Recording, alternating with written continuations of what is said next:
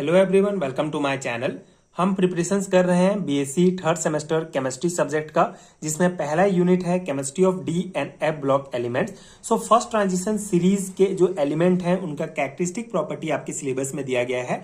आज हम इस पर्टिकुलर वीडियो में कैटालिटिक एक्टिविटी के बारे में डिटेल में डिस्कस करेंगे, जो एक बहुत ही इंपॉर्टेंट कैरेक्टरिस्टिक प्रॉपर्टी है फर्स्ट ट्रांजिशन सीरीज के एलिमेंट का। इसके अलावा जो दूसरे कैरेक्टरिस्टिक प्रॉपर्टीज आपके सिलेबस में दिया गया है उन सभी का वीडियो मैंने अपलोड कर दिया है, आप चैनल के प्लेलिस्ट में जाकर चेक कर सकते हैं।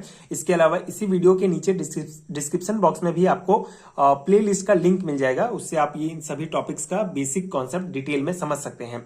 आज हम इस पर्टिकुलर वीडियो में कैटालिटिक एक्टिविटी, कैटालिटिक प्रॉपर्टीज के बारे में समझेंगे कि फर्स्ट ट्रांजिशन सीरीज के एलिमेंट किस प्रकार से कैटलिस्ट की तरह काम करते हैं। सो स्टार्ट करते हैं हमारा टॉपिक। इसका बेसिक कॉन्सेप्ट हम समझेंगे एंड ये प्रॉपर नोट्स आपको प्रोवाइड करूंगा जो आपके एग्जाम प्रिपरेशन के लिए बहुत हेल्पफुल होगा। सो कैटालिटिक प्रॉपर्टीज क्या होता है? Many transition metals and their compounds act as good catalyst for various reactions. Of this the use of iron, cobalt, nickel, vanadium, chromium, manganese etcetera is well known. ठीक है। सो जो transition series के जो element होते हैं और उसके compounds होते हैं, बहुत सारे केमिकल रिएक्शन में कैटलिस्ट की तरह काम करते हैं। अभी कैटलिस्ट क्या होता है आपको पता है? कैटलिस्ट वो सब्सटेंस होता है जो रिएक्शन को फास्ट करता है लेकिन खुद कंज्यूम नहीं होता है। ठीक है। किसी भी केमिकल रिएक्शन में कैटलिस्ट एक ऐसा सब्सटेंस होता है जो किसी भी रिएक्शन को बहुत फास्ट कर देता है लेकिन खुद जो है कंज्यूम नहीं होता है। सो जो बहुत सारे ट्रांजिशन मेटल्स हैं और उसके जो कंपाउंड्स होते हैं वो अच्छे गुड कैटलिस्ट की तरह काम करते हैं बहुत सारे रिएक्शंस में। इसके लिए हम mainly iron, cobalt, nickel, vanadium, chromium, manganese ये सभी जो है वेल नोन है जो एज ए कैटलिस्ट की तरह यूज किए जाते हैं। जैसे एग्जांपल्स के लिए हम यहाँ पे कुछ देखते हैं। पहला है iron molybdenum is used as a catalyst in the synthesis of ammonia by Haber process. ठीक है। तो हेबर साइकिल आपको पता है, हेबर प्रोसेस के द्वारा हम अमोनिया बनाते हैं और इस प्रोसेस में आयरन मोल्बिडेनम जो होता है एज अ कैटलिस्ट की तरह काम करता है। तो ये पहला एग्जांपल है जहां पे हमारा आयरन मोल्बिडेनम मतलब ट्रांजिशन मेटल्स के कंपाउंड जो है एज अ कैटलिस्ट यूज हो रहे हैं। दूसरा है nickel is used in hydrogenation reactions of organic chemistry. ठीक है। तो ऑर्गेनिक केमिस्ट्री के जो हाइड्रोजनेशन रिएक्शंस होते हैं उसमें निकिल जो है एज अ कैटलिस्ट यूज होता है।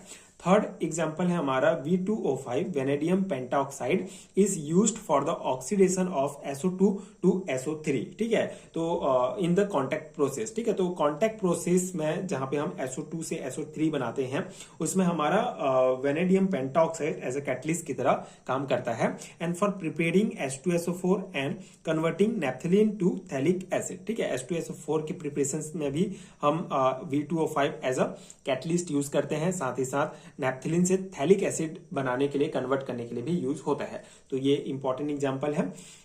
फोर्थ पॉइंट है हमारा MnO2 manganese dioxide is used for catalysing the decomposition of H2O2 solution. ठीक है। अब ये हमारा जो हाइड्रोजन पेरोक्साइड होता है इसके डिकम्पोजिशन में, मतलब इसको तोड़ने के लिए MnO2, ठीक है, manganese dioxide as a catalyst use होता है।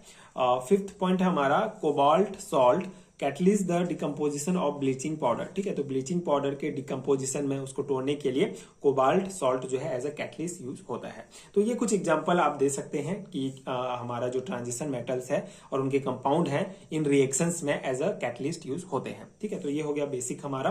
अब कैटलिस्ट की तरह किस प्रकार जो कैटलिस्ट होता है वो किस प्रकार काम करता है उसको एग्जाम्पल से समझते हैं। उसके बाद ट्रांजिशन सीरीज कैटलिस्ट की तरह क्यों काम करता है उसको देखेंगे। ठीक है। तो कैटलिस्ट कैसे काम करता है? Catalyst speed up chemical reaction by lowering the activation energy. ठीक है। तो सिंपल सा कॉन्सेप्ट है इसका। जो कैटलिस्ट होता है वो ऐसा सब्सटेंस है जो किसी केमिकल रिएक्शन को स्पीड अप, उसको बढ़ा देता है एंड उसके एक्टिवेशन एनर्जी को लो कर देता है। एक्टिवेशन एनर्जी क्या होता है? बेसिकली रिएक्शन को शुरू करने के लिए जो मिनिमम एनर्जी की हमको आवश्यकता होती है उसी को एक्टिवेशन एनर्जी कहते हैं। एंड ये कैटलिस्ट एक्टिवेशन एनर्जी को जो है लो कर देता है, कम कर देता है और केमिकल रिएक्शन को स्पीड कर देता है। They often change the reaction pathway to make it easier. ठीक है। एंड रिएक्शन के जो पाथवे होता है उसको भी चेंज कर सकता है ताकि रिएक्शन इजिली जो है कंप्लीट हो पाए। ठीक है। A common theory, the catalyst react with one reactant to form an unstable intermediate, and this unstable compound quickly break down, releasing an activated reactant, and the activated reactant then react with the other reactant to form the final product। ठीक है, तो ये theory point है। यहाँ पे आप इस reaction में देख सकते हैं, सिंपल सा एक कॉमन थ्योरी ये है कि जो कैटलिस्ट होता है एक रिएक्टेंट के साथ काम, ये जो है हमारा कैटलिस्ट है, ये रिएक्टेंट है, इसके साथ ये रिएक्ट करेगा और एक अनस्टेबल कंपाउंड बनाता है। ठीक है, ये रिएक्टेंट के साथ जो है रिएक्ट करके अनस्टेबल कंपाउंड बनाएगा। उसके बाद फिर ये एक एक्टिवेटेड स्टेट में आता है जिसमें हमको एक एक्टिवेटेड रिएक्टेंट प्राप्त होता है। अब ये जो एक्टिवेटेड रिएक्टेंट होता है, मतलब कि ये जो अनस्टेबल कंपाउंड है हमारा, ये क्या हो जाएगा, टूट जाएगा। ठीक है, ब्रेक डाउन हो जाएगा, जिससे हमको एक एक्टिवेटेड रिएक्टेंट प्राप्त होता है और ये हमारा एक्टिवेटेड स्टेट होगा। तो ये जो एक्टिवेटेड रिएक्टेंट है किसी दूसरे रिएक्टेंट के साथ, ठीक है, फिर रिएक्ट करके एक फाइनल प्रोडक्ट देता है। तो इसी प्रकार जो है कैटलिस्ट काम करता है। ठीक है, ये सिंपल सा इसका रिएक्शन है, सिंपल सा कॉन्सेप्ट है। And the transition metals have variable oxidation state, some of their oxidation states are unstable, therefore the transition metals have the ability to form unstable intermediate compounds, hence transition metals and their compounds possesses catalytic properties। ठीक है, अब ये point हमको ये बता रहा है कि जो ट्रांजिशन मेटल्स होते हैं वो कैटलिस्ट की तरह क्यों काम करते हैं। देखिए, बेसिकली जो ट्रांजिशन मेटल्स होते हैं इनके ऑक्सीडेशन स्टेट अलग अलग होते हैं। ठीक है, जैसे हमने जब ऑक्सीडेशन स्टेट वाला प्रॉपर्टी डिस्कस किया था तो उसमें हमने पढ़ा था कि जो ट्रांजिशन मेटल्स होते हैं उनके ऑक्सीडेशन स्टेट अलग अलग होते हैं। सो कुछ ऑक्सीडेशन स्टेट जो होते हैं वो अनस्टेबल होते हैं एंड जिससे ये आसानी से अनस्टेबल इंटरमीडिएट कंपाउंड बनाते हैं। ठीक है, मतलब कि हमने ये प्रोसेस जब देखा तो उसमें हमको एक अनस्टेबल कंपाउंड बन रहा है। ठीक है, तो जो ऑक्सीडेशन स्टेट होते हैं, कुछ ऑक्सीडेशन स्टेट वो अनस्टेबल होते हैं, जिससे जो ट्रांजिशन मेटल्स होते हैं वो आसानी से ये अनस्टेबल कंपाउंड, इंटरमीडिएट जो कंपाउंड बना है वो बना लेते हैं। ठीक है, इसके कारण जो कैटलिस्ट के लिए जरूरी है, अनस्टेबल कंपाउंड बनाना जरूरी है और ट्रांजिशन मेटल अनस्टेबल कंपाउंड बना सकते हैं क्योंकि उनमें अनस्टेबल ऑक्सीडेशन स्टेट होता है, इसलिए ट्रांजिशन मेटल कैटलिस्ट की तरह काम करता है। ठीक है, बहुत सिंपल सा कॉन्सेप्ट है। हम ये कॉन्सेप्ट यहाँ पे समझ गए कि हमको कैटलिस्ट जब हम यूज करते हैं तो हमारा एक अनस्टेबल कंपाउंड बनता है। अब ये अनस्टेबल कंपाउंड बनाने का जो गुण है वो ट्रांजिशन मेटल्स में पाया जाता है क्योंकि उनका ऑक्सीडेशन स्टेट बहुत अनस्टेबल होता है। ठीक है, इसीलिए ये हमारा जो ट्रांजिशन मेटल्स होते हैं वो कैटलिस्ट की तरह काम करते हैं। ठीक है, अब हम एग्जांपल देखेंगे। बेसिकली इस एग्जांपल में हम वेनेडियम पेंटॉक्साइड कैटलिस्ट की तरह किस प्रकार काम करता है उसको हम समझेंगे इस एग्जांपल में।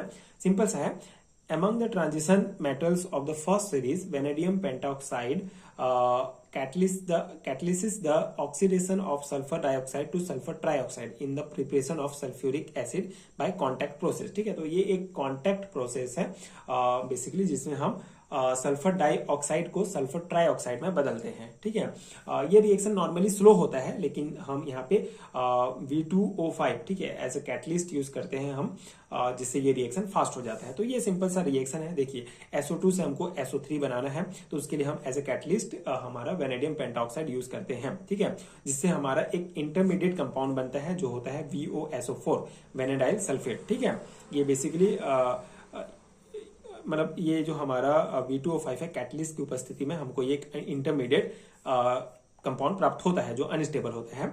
उसके बाद फिर ये बेसिकली जो हमारा VOSO4 है इंटरमीडिएट कंपाउंड, ये डिकम्पोज होना स्टार्ट होता है, डिकम्पोज होता है और हमको फिर फाइनली SO3 बनता है। मतलब ये पूरा प्रोसेस जो है डिकम्पोजिशन का ही है जिससे हमको फाइनल प्रोडक्ट जो है SO3 बनता है, जिससे हम SO3 हम इस प्रकार प्राप्त कर सकते हैं। ठीक है, अब इसी दौरान जो है V2O5 भी हमारा फिर से बन जाता है जो हमने एज अ कैटलिस्ट यूज किया था। अब इस थ्योरी पॉइंट में आप इसको समझ सकते हैं। This indicate that V2O5 is reduced to V2O4 which form an intermediate compounds VOSO4 and this then decomposes to form SO3 while V2O5 is recovered back at the end of the reaction। ठीक है, तो basically वही है, V2O5 जो है वो V2O4 में reduce हो जाता है, इसको हम एज ए कैटलिस्ट यूज कर रहे हैं तो जो एक इंटरमीडिएट कंपाउंड बनाता है। अब ये इंटरमीडिएट कंपाउंड डिकम्पोज हो जाता है और SO3 बन जाता है, साथ ही साथ V2O5 जो है रिकवर फिर से हो जाता है। ठीक है,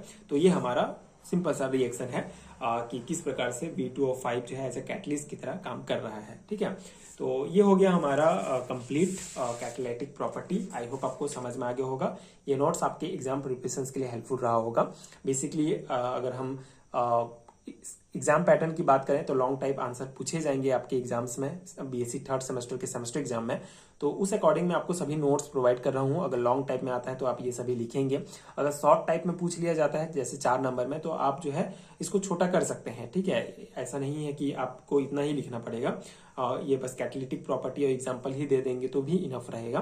बाकी आप कितने नंबर में ये प्रश्न पूछा जाता है उस अकॉर्डिंग आप अपना आंसर छोटा या बड़ा रख सकते हैं। बाकी बेसिक कॉन्सेप्ट तो ये है, इतना मैं आई होप आपको समझ में आ गया होगा। अब इतने में हमारा डी ब्लॉक एलिमेंट्स का जो पार्ट 1 है, मतलब फर्स्ट ट्रांजिशन सीरीज का जो कैरेक्टरिस्टिक प्रॉपर्टी है, ये कंप्लीट हो जाता है। अगले वीडियो में हम second and third transition series का जो इलेक्ट्रॉनिक कन्फिगरेशंस है उसको हम डिटेल में डिस्कस करेंगे। फिर और इसमें 2 टॉपिक हमारा बचेगा, फिर एफ ब्लॉक एलिमेंट्स हम स्टार्ट करेंगे। सो मैं ट्राई करूंगा कि जल्दी जल्दी आपको ये नोट्स प्रोवाइड करूं, आपके एग्जाम प्रिपरेशन के लिए हेल्पफुल हो।